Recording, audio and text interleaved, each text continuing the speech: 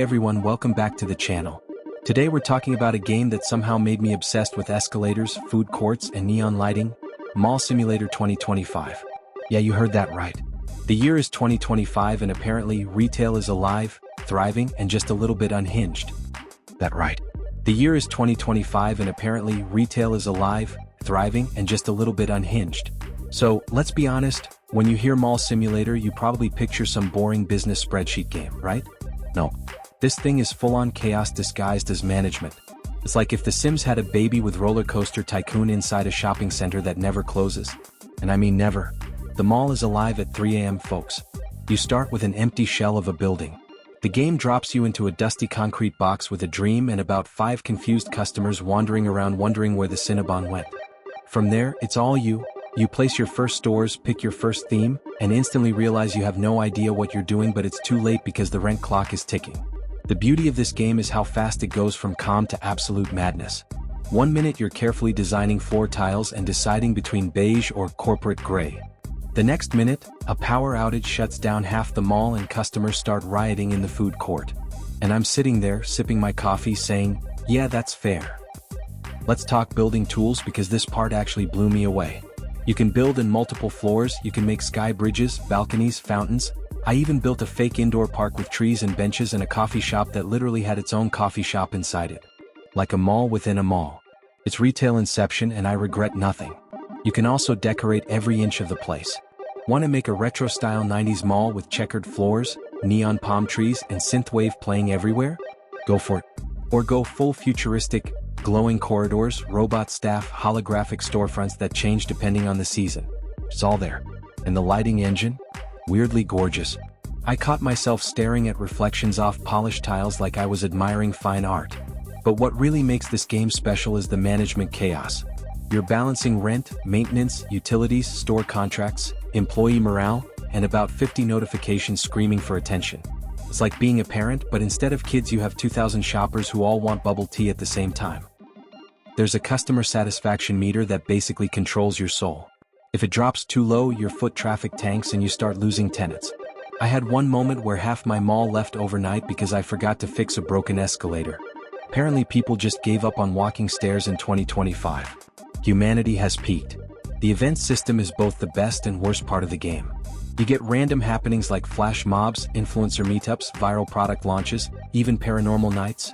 Yes, there's literally a ghost event where old mannequins start moving. It's supposed to attract thrill seekers, but it mostly attracts me screaming into my mic. And of course there's Black Friday.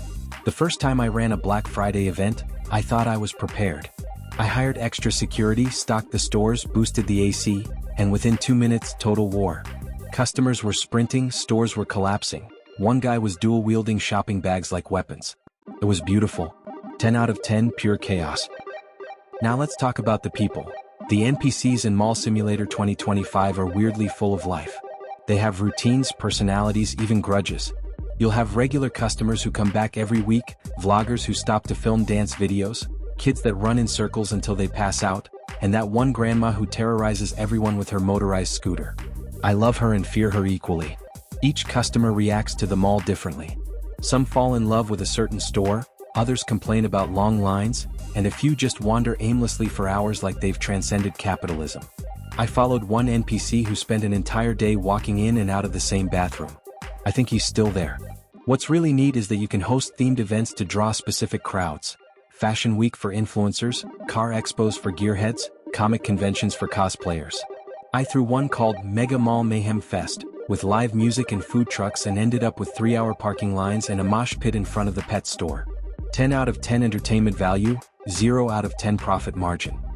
Now, the game's humor is subtle but constant.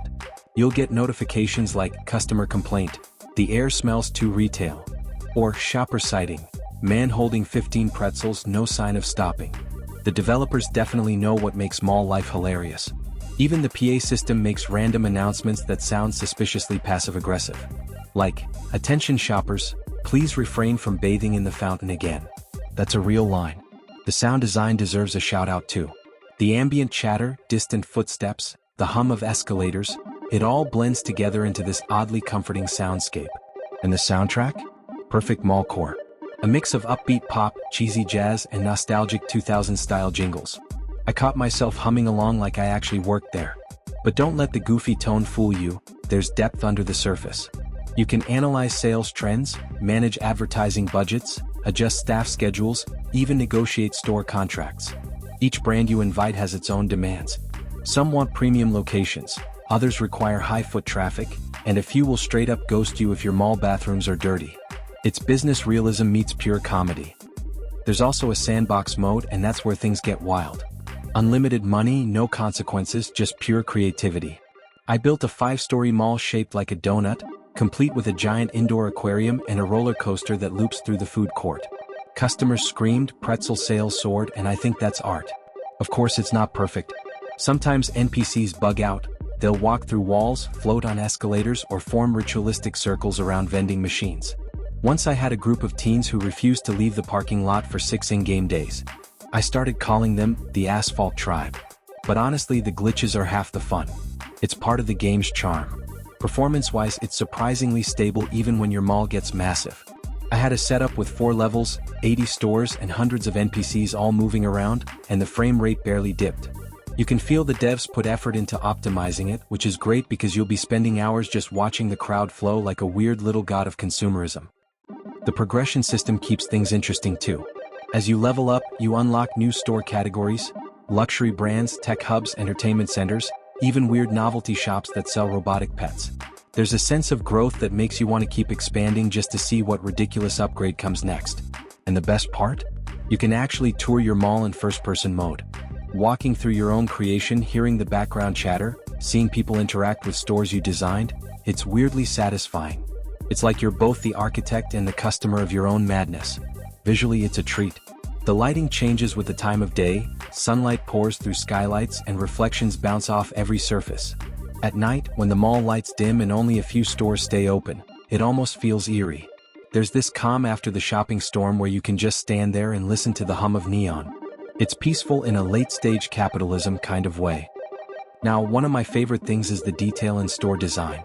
Each tenant has its own look and vibe. The electronics shop glows blue and white, the clothing boutiques have trendy displays, and the fast food joints are just unapologetically greasy.